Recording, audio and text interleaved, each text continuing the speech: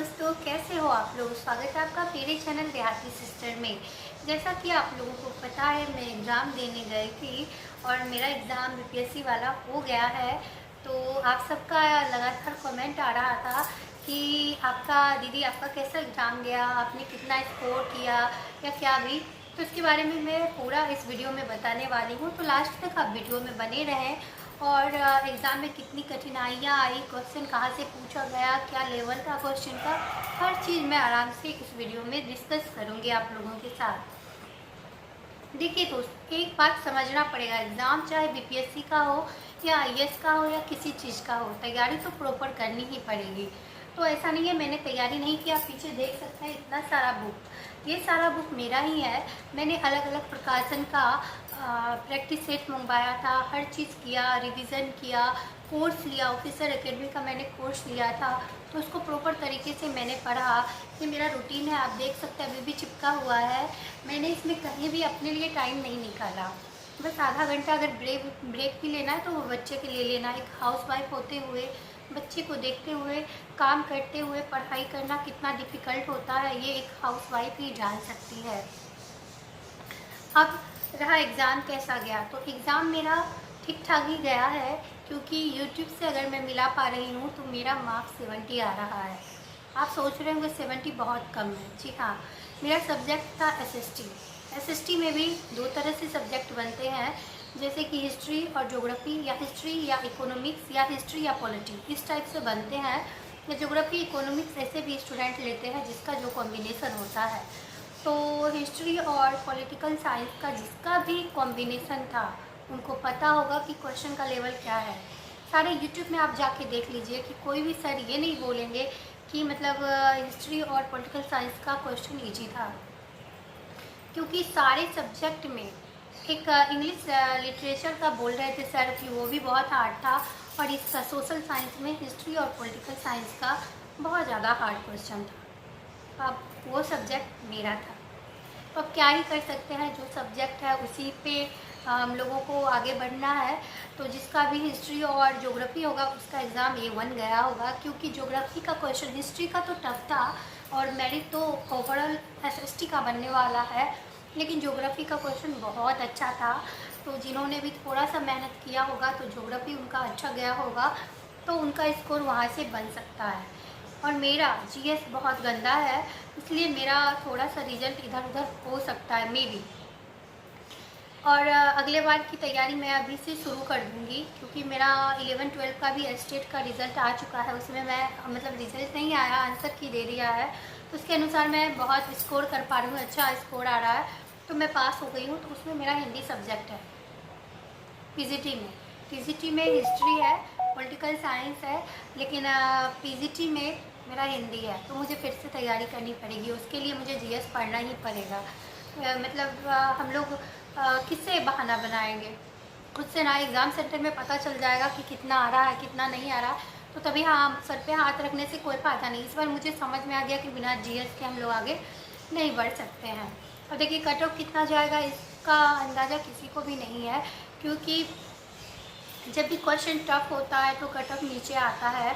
लेकिन ये भी नहीं मैं बोल सकती हूँ कट ऑफ नीचे ही जाएगा, क्योंकि मेरे ही क्लास में एक पीछे जब लड़की बैठी थी, यूपीएससी के चेयरमैन ने ये साफ साफ बोला है कि अफवाह नहीं फैलाना चाहिए, तो मैं अफवाह नहीं फैला रही थी। लेकिन मेरे ही क्लास में पीछे एक लड़की बैठी थी, उसका OMR शीट नहीं था, मात्र 5-6 वो बना पाई थी, बाद बाकी उसका सारा खाली था। और वो तो रिकॉर्डिंग में हर चीज़ है, आप जाके प्रूफ है तो आप देख सकते हैं बच्चे लोग, लेकिन उसमें वॉइस नहीं है, तो आपको समझ आएगा कि नहीं, पता नहीं।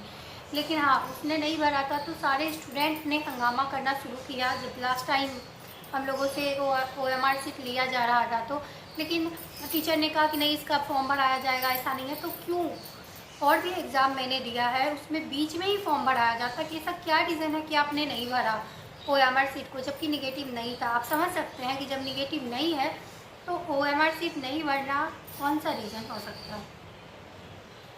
समझ सकते हैं आप, ये बोलने वाली बात ही नहीं है। हर बुद्धू से बुद्धू स्टूडेंट को पता है कि निगेटिव मार्किंग नहीं है, तो वो आराम से सारा भर के आएंगे।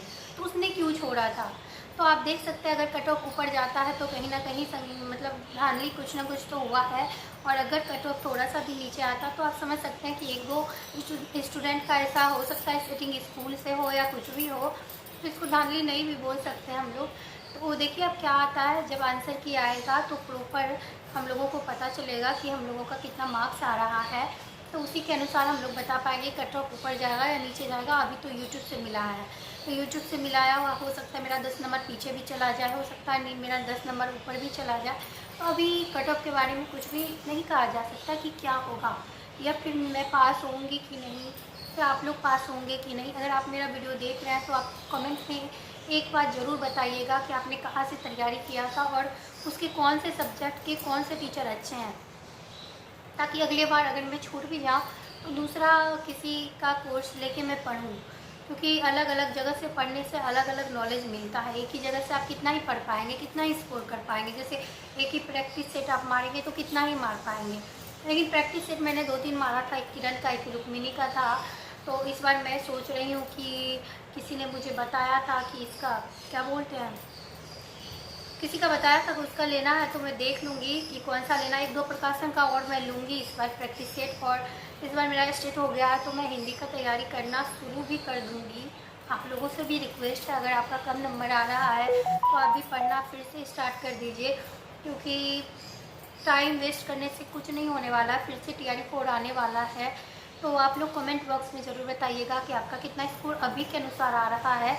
और जब मैं नया वीडियो लेकर आऊँगी, जब आंसर की आ जाएगी तो उसमें मैंने कितना स्कोर किया है और मेरा जर्नी, मतलब एक और ब्लॉग आएगा आप लोगों के सामने मेरा, जो मेरा जर्नी था, मतलब घर से स्टार्ट करके कितना स्ट्रगल करके मैं एग्ज़ाम सेंटर तक पहुँची थी। मेरा घर तो बिहार हुआ, लेकिन मैं रहती उड़ीसा में थी, टिकट नहीं हो पाया था। कितना मुश्किल से बच्चा को लेके गई थी एग्ज़ाम देने। फिर होटल बुक किया, होटल की महामारी थी। जैसे ये जो होटल 500 रुपये में मिलता था, उसका 3-3 हज़ार रुपये नॉर्मल बिना AC वाला कर लिया जा रहा था, तो लूट मच रहा था। लेकिन उसके दौरान भी एग्ज़ाम दे के मैं वहाँ से निकली, कैसे कैसे घर आई, फिर आई हूँ तो तबीयत ख़राब है। अब क्या कर सकते हैं। आगे मैं उम्मीद करती हूँ कि आप लोगों का एग्ज़ाम भी अच्छा गया होगा, और भगवान से प्रार्थना करती हूँ कि आप लोगों को का भी सिलेक्शन और मेरा भी हो जाए इस बार, क्योंकि मैंने भी बहुत मेहनत किया है। रियली मैंने बहुत मेहनत किया है इसके लिए। अगर छूट भी जाती हूँ तो मुझे तकलीफ़ थोड़ा सा तो होगा, पर ज़्यादा नहीं होगा कि हो सकता है मेरे में कुछ कमी होगा जिसके कारण मैं रह गई। तो मैं उसको सुधार करूँगी और आगे TRE4 के लिए खुद को प्रिपेयर करूँगी।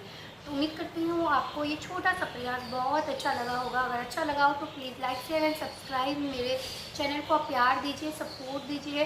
अगर मैं उधर से छूट जाऊँ तो यहाँ से आगे बढ़ पाऊँ। उम्मीद करती हूँ आपको मेरा ये छोटा सा प्रयास बहुत अच्छा लगा हो।